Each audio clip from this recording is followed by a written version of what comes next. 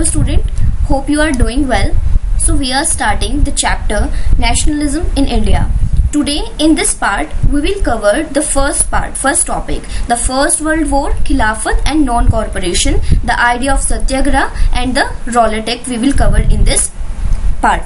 So national movement, Indian nationalism developed a concept during the Indian independence movement fought against colonial British Raj. In this chapter, you will get to know the story of 1920s. The story of 1920s, and you will get to know about the non-corporation movement and civil disobedience movement. Non-corporation movement plus civil disobedience movement. So you will also explore Congress, how Congress sought to develop the national movement, how different social groups participated in the movement, and how national captured the imagination of people. Okay? How the nationalism captured the imagination of people. So we are starting this topic. Let's start with the first topic, the First World War, Khilafat and the non-corporation movement. So in India, the growth of modern nationalism is connected to the anti-colonial movement. Due to colonialism, many different groups shared bond together which were forced by the Congress under Mahatma Gandhi. The war created a new economic and political situation. Which situation? Economic situation as well as political situation. Okay? So these situation, economic situation as well as political situation in the year after 1990. So income tax introduced and the prices of custom duties were doubled between 1930s and 1980s. So 1930s and 1980s, we are talking about this time. What happened? Ki income tax introduced,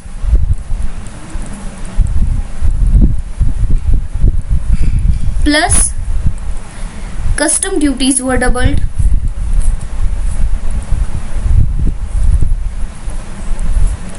Custom duties were doubled, as well as crop failure in 1980s and 1919. During this time, 1918 and 1919, crop failure in India. Crop fail in India, so resulting in the shortage of food accompanied by the influenza epidemic. At this stage, a new leader appeared and thus suggested a new mode of struggle. Who was? Mahatma Gandhi. So before moving forward, there is a new word in your book, that is forced labor.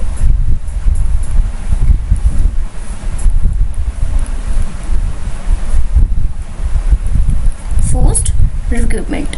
You will get to know about this more. So what is this? It is a process by which the colonial state forced people to join army. Okay.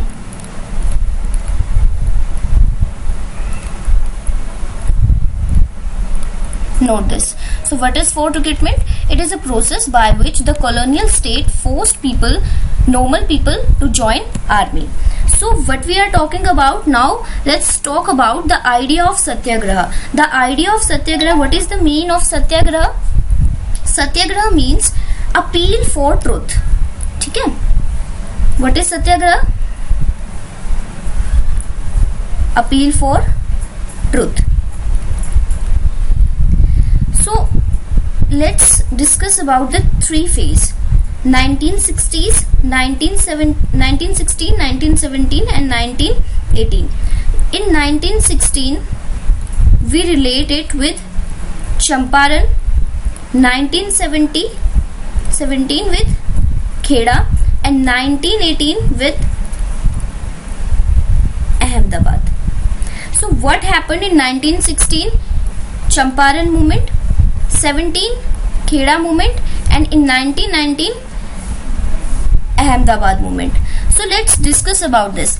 In January 1915, Mahatma Gandhi returned to India from South Africa and started the movement Satyagraha. And Satyagraha means appeal for truth. In 1917, he travelled to Champaran, Bihar to inspire the peasants to struggle again. Against the oppressive plantation system. In the same year, he organized Satyagraha to support the peasants of the Khera district of. Now we discuss about the Rowlatt Act. This is the most important topic. The Rowlatt Act in 1919. What was the Rowlatt Act? In 1919, Mahatma Gandhi launched a nationwide Satyagraha against the proposed Rowlatt Act. So the act gives the government enormous power to repress political activities and allow detention of political prisoners without trial for 2 years. So the British government decided to calm down the nationalists by witnessing the outrage of the people. On April 10th, police in Amritsar fired on a peaceful procession which provoked widespread attack on banks, post offices and railway station. Martial law was imposed and General Dyer took command. So, on 13th April, Jallianwala Bagh incident took place.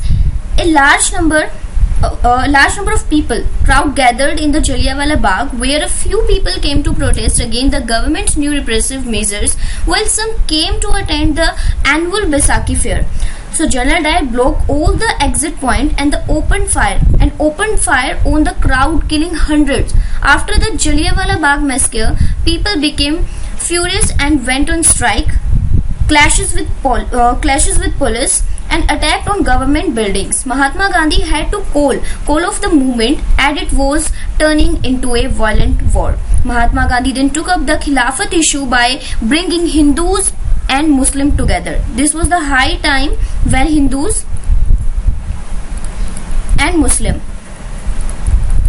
were together to fight against British Raj. So the First World War ended with the defeat of Ottoman Turkey. In March 1919, a Khilafat committee was formed in Bombay. So it is an important point. Khilafat committee.